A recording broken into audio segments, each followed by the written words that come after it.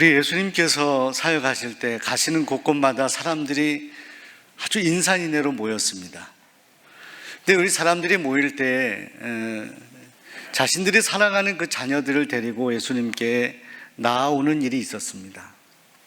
그리고 그 자녀들이 예수님께 이렇게 만져주심을 받았다 성경에 나오는데, 예수님이 만져주시고 기도해 주시기를 원했던 것 같습니다. 아이들 데리고 오는데, 오늘 성경 말씀을 보시게 되면 제자들이 그런 부모들을 꾸짖었다라고 성경이 말씀합니다. 그들을 책망했다는 거예요. 아마 예수님을 귀찮게 하는 것 같아서 제자들이 말렸던 것 같습니다.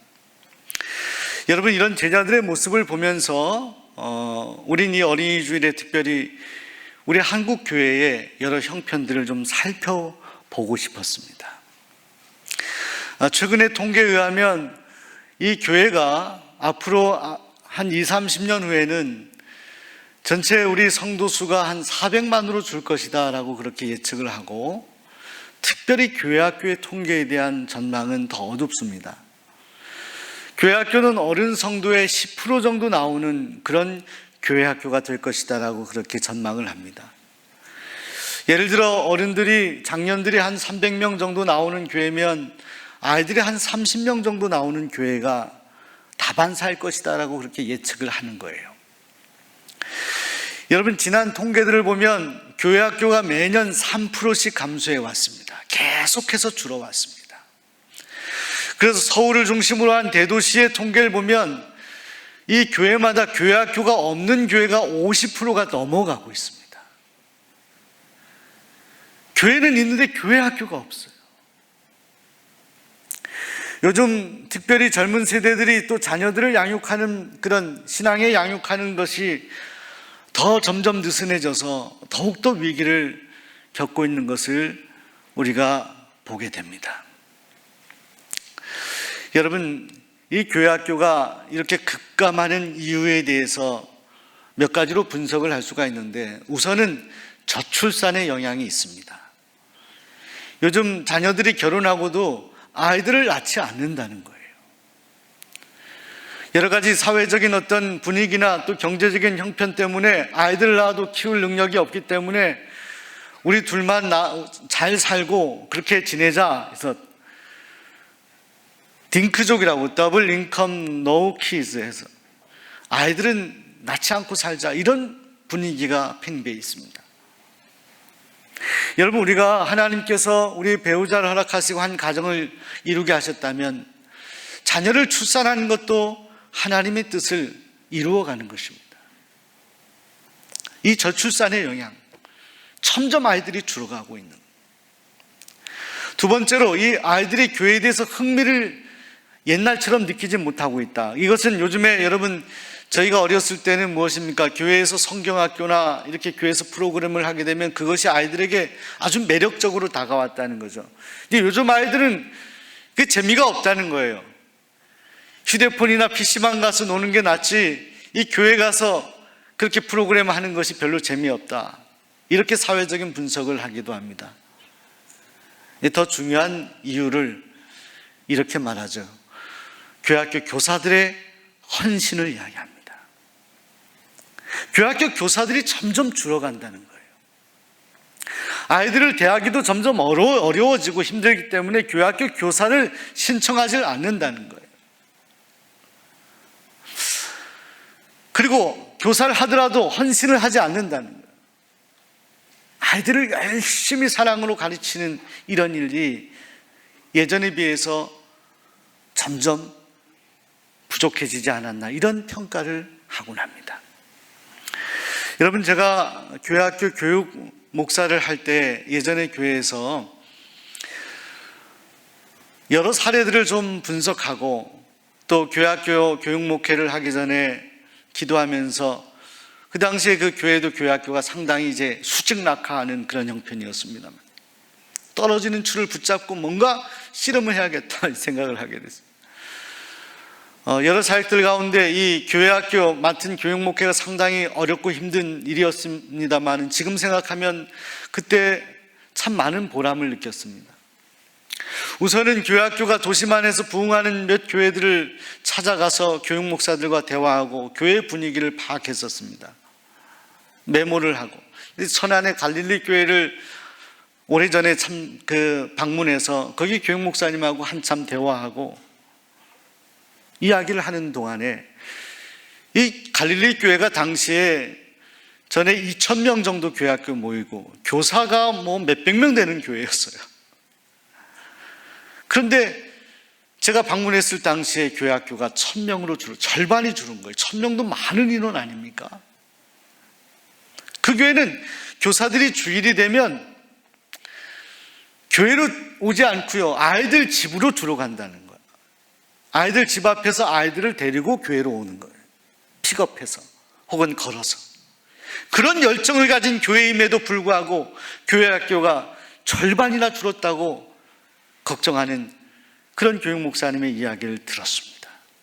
그리고 돌아와서 몇 가지 교육 목회에 대한 사역들을 하였던 그런 기억을 하게 됩니다. 여러분, 아이들 데려오는 것을 말렸던 제자들의 모습을 보면서 지금의 이 한국 교회, 정말 위기는 뭐냐, 이 교회학교가 이렇게 지금 위험하고 위기다라는 것을 인식하지 못하는 것이 더 위기입니다. 무덤덤한 거예요. 저는 20여 년 신학생부터 교육 전도사로 또 사역을 지금 담임 목회하면서 제가 분명하게 생각하는 것은 정말 위기인 것이 맞아요. 중환자실에 있는 그런 것 같은 거예요, 교회학교가. 여기 어떤 특단의 조치를 하지 않으면 정말 교회는 미래가 없게 되는 거예요. 그 대안이 무엇이냐? 저는 그 대안을 오늘 성경 말씀에서 찾고 싶었습니다. 제자들이 그 부모를, 아이들이 데려오는 부모를 말리는 모습을 보고 예수님께서 노하셨다, 화나셨다면서 그 제자들을 책망하셨어요. 그리고 뭐라고 말씀하셨습니까? 아이들이 내게 오는 것을 금하지 말라. 하나님의 나라는 이 아이들과 같은 그런 아이들에게 임하는 것이다. 그러면서 이렇게 말씀합니다. 15절에 하나님의 나라를 어린아이와 같이 받들지 않는 자는 결단코 그곳에 들어가지 못할 것이다. 우리 곁에 계신 분들에게 이렇게 인사하겠습니다. 어린아이 같이 삽시다. 여러분, 어린아이를 보고 주님이 칭찬하신 거 이유가 있습니다. 어린아이들 그래도 순수하거든요. 어린아이들은 부모를 철저히 의지합니다. 그 어린아이들의 마음을 배우라는 거예요. 엄마가 어디 멀리 가면 엄마가 오나 안 오나 늘 엄마를 생각하잖아요. 아빠의 등에 업히잖아요, 어린아이는. 그것처럼 하나님을 섬길 수 없느냐, 이런 주님의 어떤 메시지 아닌가 생각을 하는 거예요. 주님은 아이들과 같지 않고서는 결단코 천국에 갈 수 없다, 이렇게 말씀하셨어요. 그런데 오늘 제가 이 어린이 주일에 여러분과 나누고 싶은 것은 이런 주님의 선언이 아닙니다. 그렇게 말씀하신, 선포하신 주님의 실천이에요. 주님의 행동이에요. 오늘 16절 말씀을 보십시오. 주님은 그 어린아이들을 가까이 오게 하시고 그 아이들을 안아주시고 안수하시고 축복하십니다. 제자들이 말렸던 그 아이들을 주님은 안아주셨다는 거예요. 품에 안아주셨다. 저는 이 16절의 말씀을 묵상해 보았습니다. 우리 자비하신 주님께 안긴 그 아이들이 얼마나 마음이 기뻤을까. 여러분, 우리 교회가, 또 한국 교회가 정말로 아이들을 안아주고 안수하고 축복해야 되는 시기라 저는 생각합니다. 왜냐하면 그만큼 여러 가정들이 많이 어려운 시대이기 때문입니다. 전통적인 어떤 가치관이 많이 무너져 있습니다. 가정들의 위기입니다. 이럴 때 그 아이들이 무슨 잘못이 있습니까? 그래서 아이들이 마음의 상처와 마음에 힘든 일들이 많다는 거예요. 그 아이들을 향하여 주님은 안아주고 그 아이들을 안수하고 축복해 주시는 은혜를 베풀어 주셨던 겁니다. 여러분, 저는 참 오래전에 오늘 설교 말씀을 준비하면서 오래전에 제가 경험했던 한 아이의 가정신방에 대해서 생각이 났습니다. 제가 신학교 입학하고 1학년부터 4년 동안 성북구에 있는 한 교회를 섬기게 되었습니다. 아동부 총무일을 맡게 되었습니다.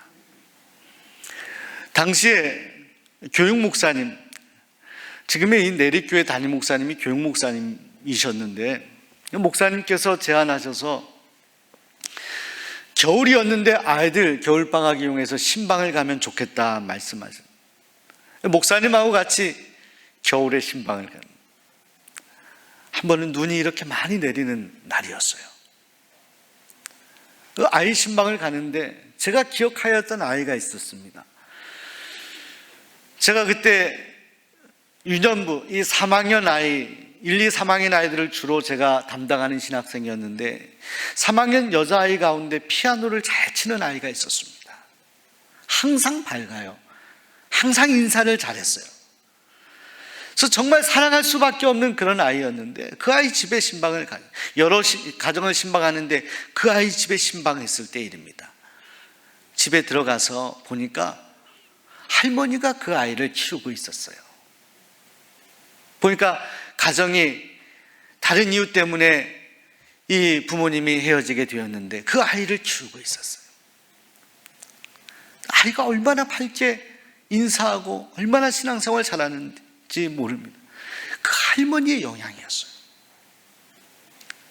그 할머니가 항상 성경을 손에 달고 사시는 분이에요. 그 애기와 함께 할머니와 목사님과 같이 그 좁은 방 안에서 예배드리던 그때가 제가 생각이 나요. 제가 그때 깨달은 것이 있어요. 이 교육목회 아이들을 사역하는 데 있어서 가장 중요한 것은 아이들을 아는 것이구나. 물론 예수님은 아시지만 이것을 담당한 이 신학생인 저와 목회하는 사람들이 알아야 되는 거구나. 교사들이 알아야 되는 거구나.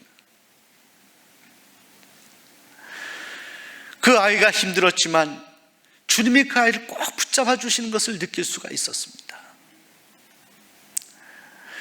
제가 수원 종로교회 부임하기 전에 예전 교회에서 교육 목사 할 때는 그런 어떤 생각을 하면서 교사를 잘 돌보는 것이 교육 목회의 핵심이다 생각하며 특단의 조치를 스스로 내리면서 우리 각 영아부부터 중고등부까지 4개의 부서를 토요일마다 오후 2시부터 저녁까지 시간을 내서 교사들을 대화하고 또 교사의 가정을 신방하고 어떤 때는 교사들과 함께 찬양하고 기도하는데 뭐 한 5시간, 6시간 함께 대화하고 함께 기도 제목을 나누는데 지금도 제가 이 수첩에 그때 우리 교사들하고 대화했던 기록이 다 있습니다. 기도의 제목. 교사들에게도 그렇게 마음이 어렵고 힘든 일들이 많더라고요. 그 마음의 쓴뿌리들을 가지고 와서 아이들을 가르치려니 얼마나 힘들었겠어요. 같이 기도하고 대화하고 교회의 비전을 나누었던 일들이 있었습니다. 교회학교가 급감했을 때 다시 그 급감하는 것이 멈추어지고 조금씩 살아나는 것을 느낄 수가 있었어요. 결국 사람이다. 한 사람 한 사람의 마음을 어루만져 줄 수 있고 이해해 줄 수 있고 그 마음 깊은 곳에 다가가 줄 수 있는 것, 이것 외에 대안은 없다라는 그런 생각을 하게 되었습니다. 사랑하는 여러분, 오늘 우리가 다음 세대를 먼저 알아야 합니다. 다음 세대들의 고민을 또 알아야 합니다. 다음 세대들을 우리가 주님처럼 정말 마음에 품고 안아주고 그들을 안수하고 축복할 수 있는 마음이 오늘 우리에게 필요한 것입니다. 그래서 그 아이들의 마음속에 예수님이 주시는 꿈과 비전이 넘쳐나야 하는 것입니다. 주님이 주시는 비전, 사람이 주는 꿈이 아니라 말씀이 주는 꿈이 있어야 되는 거예요. 아이들에게 인기 많아 광수 생각에 나오는 이야기인데, 어느 병원에서 의사와 환자가 대화를 하는데, 이 환자가 이야기하는 건 머리가 아프고 밥맛도 없고 정말 요즘 살기가 너무 힘들다, 이런 이야기를 했을 때, 그때 의사가 가만히 보더니 이렇게 말하는 겁니다. 우리 선생님에게는 비타민이 좀 부족한 것 같습니다. 비타민이요? 근데 비타민 V가 부족한 것 같습니다. 아니, 비타민 B, 비타민 C, 비타민 A는 들어봤는데 비타민 V는 무엇입니까? 했더니 비타민 V는 비타민 비전이래요. 비전. 비전이 VISION 아닙니까? 꿈이 부족한, 미래 소망이 없는 것. 사랑하는 여러분, 우리 수원종로교회 모든 아이들이, 모든 자라나는 다음 세대가 비타민 V가 충만하기를 소원합니다. 하나님 나라의 꿈을 꿀 수 있기를 소원합니다.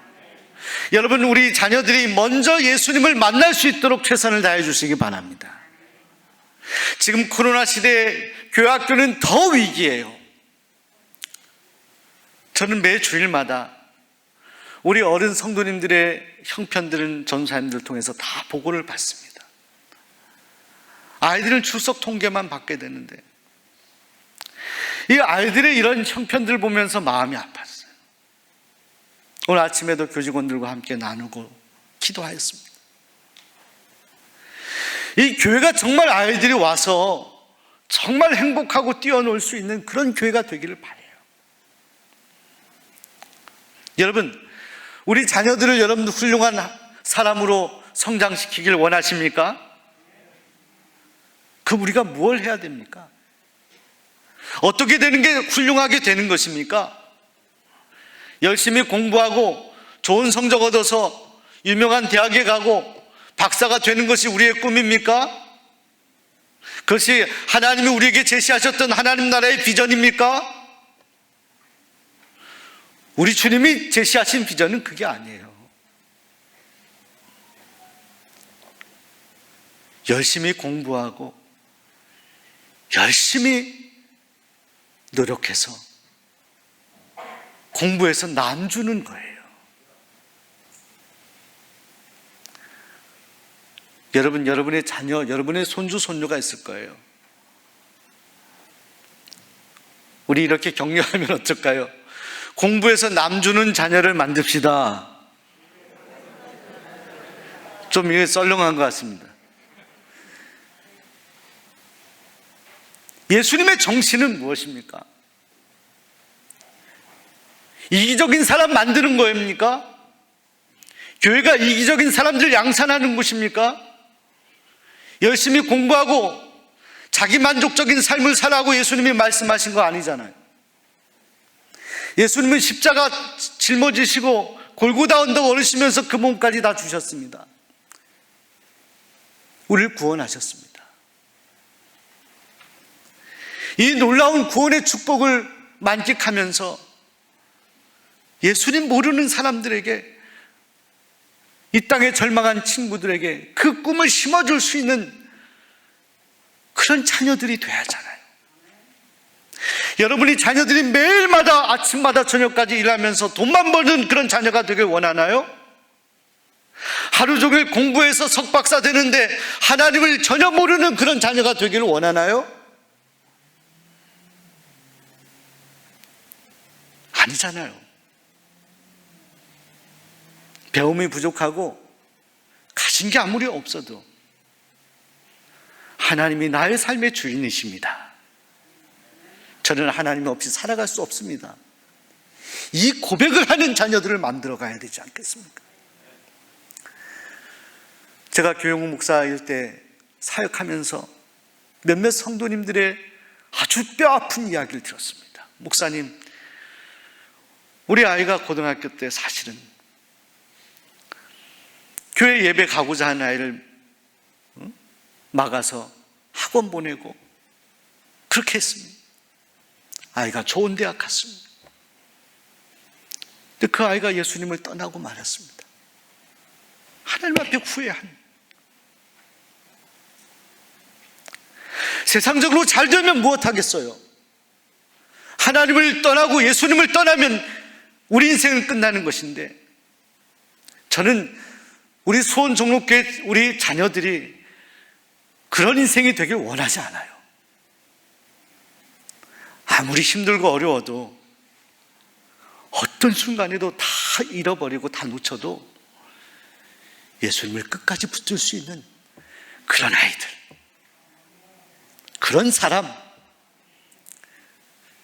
내가 공부해서 남 주겠다, 나는 넉넉하게 하나님의 은혜를 주셨기에 주변에 정말 핍절해 있는 친구들 손 잡아주고 도와주는 사람, 선한 사마리아 같은 사람에 대한 꿈, 사도 바울과 같은 꿈, 그 꿈을 꿀 수 있는 우리 다음 세대가 될 수 있도록 오늘 우리가 함께 기도해야 되지 않을까요? 그 비전을 갖는 교회. 최근에 제가 인터넷 신문을 이렇게 보는데 우리 감리교회더라고요. 성남에 있는 이래교회라는 곳인데 개척교회 같은 곳에 어른들이 한 3분 정도 나오는 교회였던 것 같습니다. 이 목사님이 젊은 목사님이 부임했는데 기도하면서 사역하는데 어느 날 이 교회에 여학생 셋이 이렇게 웃으면서 급하게 들어와서 화장실을 찾고 있더래요. 그래서 얼른 화장실을 안내해주고, 그리고 그 여학생들이 갈 때 다음에도 또 놀러 오라고 이야기했는데 다음에 이 여학생들이 또 놀러 왔어요. 그 목사님이 이 아이들하고 대화를 하다 보니까 이 아이들이 주변에 공부방에서 공부하다가 갑자기 뭐 화장실에 문이 닫혔는지 이렇게 교회까지 오게 된 거예요. 그 아이들하고 친해지면서 함께 식사도 하고 시장도 보고 삶의 이야기도 나누었는데 아이들이 결손 가정의 아이들이었어요. 마음이 아픈 아이들이에요. 근데 아이들이 더 활발하고 더 당당하게 그 목사님 만나면서부터 힘을 얻는 것을 경험하게 됩니다. 이 아이들을 위해서 정말로 좋은 일들을 해야겠다, 이 비전이 생기게 되었다고 합니다. 그러면서 그 아이들의 친구들을 데려오고 그 아이들이 선교사가 되어 또 친구들을 데려오는데 교회 학교가 부흥하게 되는데 이 소문이 주변에 난 거예요. 그 주변에서 그 교회가 아이들을 잘 돌본다는 소식을 듣게 되었던 거예요. 영어를 잘하는 부부가 그 교회를 위해서 아이들에게 영어를 가르쳐야겠다, 이렇게 재능 기부를 하게 되었다는 거죠. 또 미술을 잘하는 어떤 분은 미술을 가르치는, 음악을 잘하는 분은 음악을 가르치는, 그래서 그곳에 이 개척교회 같은 조그만 교회에 비전센터가 세워지게 됐다는 거예요. 사랑하는 여러분, 저에게 도전이 되었어요. 여러분, 큰 교회가 어떤 교회라 생각하십니까? 이 시대에 정말 큰 교회는 어떤 교회가 큰 교회입니까? 규모가 크고 건물이 크고 사람이 많으면 큰 교회인가요? 아니에요.